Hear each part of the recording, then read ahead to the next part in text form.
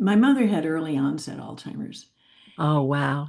and um, my husband and I were married for 41 years, very, very happily. And throughout the marriage, I would occasionally mention something about my mother and her Alzheimer's and how I never wanted to go there. And I sort of assumed that if anybody was going to get dementia, it was going to be me, certainly not him. He didn't Mhm. have it in his family. Um, but we both talked about it throughout the marriage, and we both expressed the same opinion that we did not want to live through a vegetative state. And we used to say these silly things like, well, we'll just get the pills and we'll go to sleep one day. Well, that's Doesn't not work that possible. way. And so when it comes right down to it, it's way harder to make that wish come true than it is Yeah.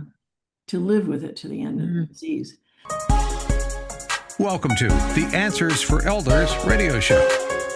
And welcome everyone to Answers for Elders Radio Network, heard across the USA on your favorite podcast platform and, of course, on YouTube. As we are moving forward into fall, I always think about legacy. There's something about the falling of the leaves. And I don't know about you and our listeners, but I get a little introspective at this time of year. And I am very honored to have someone that we can talk about, truly a legacy and truly talking about choices at the end of our lives. And we are honored to have with us today published author Erica Baccus, who has written the book called A Promise Kept. And it's about the story of a wife's keeping a promise to her husband with dementia on his right to die. And for those of you that are listening, this is going to be a very heavy topic. And so I always want to preface but it's an important topic for us to talk about as we address our choices at the end of our lives, and certainly as a responsibility to all of our listeners is to talk about later life. And so, Erica, welcome to Answers for Elders, and thank you so much for coming to our show. Well, thank you for inviting me. I appreciate being here. Erica, you wrote this book, A Promise Kept. Tell me a little bit about what it's like or what it's all about. And I'm really wanting to talk about your story, but let's first talk about what your book is. Okay. The title is A Promise Kept, and the subtitle is Honoring His Wishes, Embracing Our Love. And that really tells what it's about in a nutshell. Mm-hmm. Um, to give you a quick overview, my husband was diagnosed with Alzheimer's in 2017. Actually, in 2020, I noticed that there were things wrong in 2017. Mm-hmm. Um, and from the very beginning, he did not want to live through the end of the disease because he knew sort of what to expect, and he just did not want to be alive in a vegetative state. Mm-hmm. He always said, if my brain isn't working, my brain is my person, and if it doesn't work, why should I be here? So I went on a journey to help find a way for him to end his life on his own terms. And it's illegal in the United States to participate in an assisted suicide if you have dementia, and I can explain why. Mm-hmm. Um, and I found I found an organization in Switzerland. It took me a couple of years, and then it took 7 months for me to fill out the documentation and get all the approvals necessary. And July 23rd, 2023, my husband died of an assisted suicide in Switzerland, which was his choice. Wow. I can only imagine why they say you can't with dementia because you're not in a mindful position to make that choice. Is that correct? Not exactly. Oh, okay.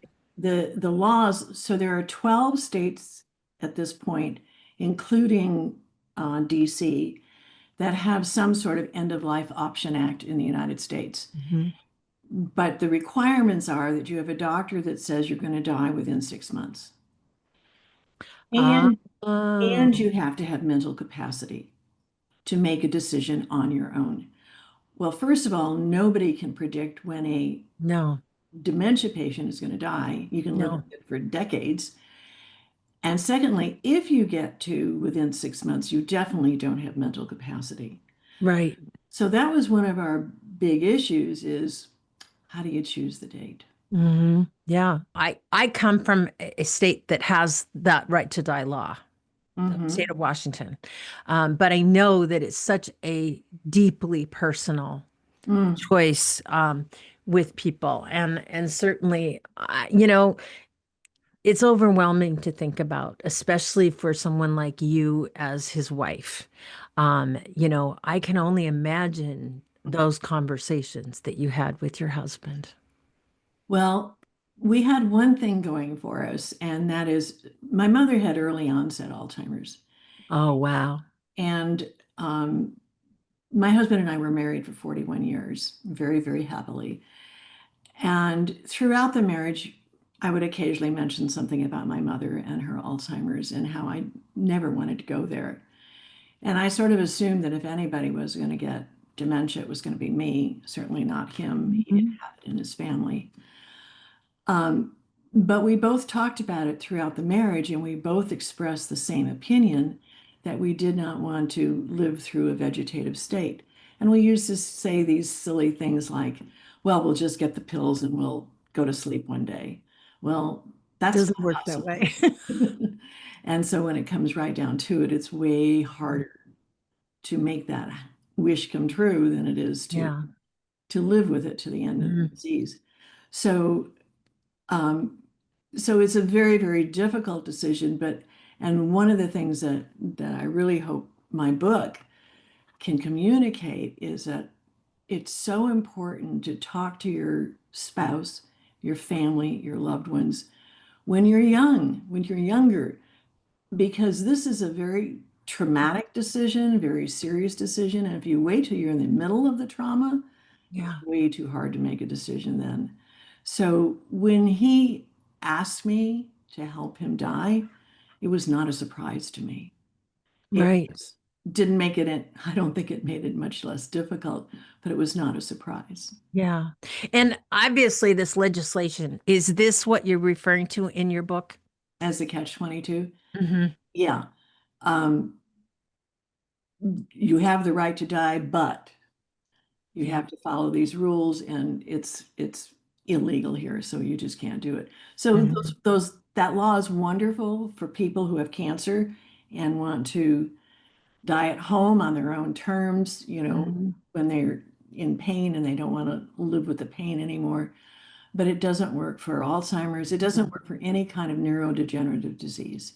Yeah, I can imagine not. And I can imagine also the anguish that families go through because I can only go back to the guilt I felt Mm. when I saw my mom, I would, declining so rapidly, in her later life and at the end of her life. And there was a piece of me that wished she could go. And then I would feel guilty about it because I didn't want that, but I didn't want her to suffer. And so there's this, I can only imagine that you would went through similar things. Oh, there were so many times where I just looked at him and thought if I could only take his pain away, Yeah. if I could take his suffering away. And he would say to me, Erica, shoot me now, just shoot me now. Yeah. Alzheimer's affects people differently. I don't think there's any two cases that are the same. And my husband had some side effects or complications of Alzheimer's that the neurologist had never seen before. Wow. And it was very, very uncomfortable for him. He had these waves where his whole body shook. It started out just in Oh his my hands. gosh. It started out in his hands and then it moved into like his stomach. And Uh-huh. he couldn't catch his breath because the spasms that he was having interfered with the muscles for his breathing. And so it was very difficult for him to breathe and it made him very Yeah. uncomfortable. Yeah. You're in a position, I can only imagine your life partner, your soulmate, uh, Mhm. to see that they always call Alzheimer's the long goodbye, right? So you experienced a lot of that feeling of loss every day. Oh, yeah. Tell me about that. Yeah. And I wrote a lot about it, about I'm losing my husband. I'm losing him. There were times where he just slept so many hours during the day. He'd get up in Yeah. the morning and have coffee and then say, "Oh, this isn't a good day. I need to go rest." And then he would go to sleep for hours. And this was so not my husband. He was Mhm. lively and vibrant, energetic, and so much fun. And to watch him deteriorate like this was just so painful. Mhm. And then slowly, when you see the memory departing from him, that adds to the losing. I mean, here was this brilliant man. And I used to say I outsourced my brain to him. And he could no longer hold data, new data. Mhm. Uh, Yeah. and I sort of had to adjust to each new stage, which I'm sure other people who have experienced this with their loved ones also had to do. Um, but the idea of knowing that he couldn't engage in a conversation with me. Yeah. He could answer yes or no or do that, but to get into abstract concepts, to have a big conversation about politics or anything, Yeah. he couldn't do. And so it became very lonely. Yeah. Way Erica Baccus, you and I will be right back, and we're going to talk more right after this. Did you know that you can discover hundreds of podcasts in our library on senior care? So visit our website and discover our decision guides that will help you also navigate decision making. Find us at answersforelders.com.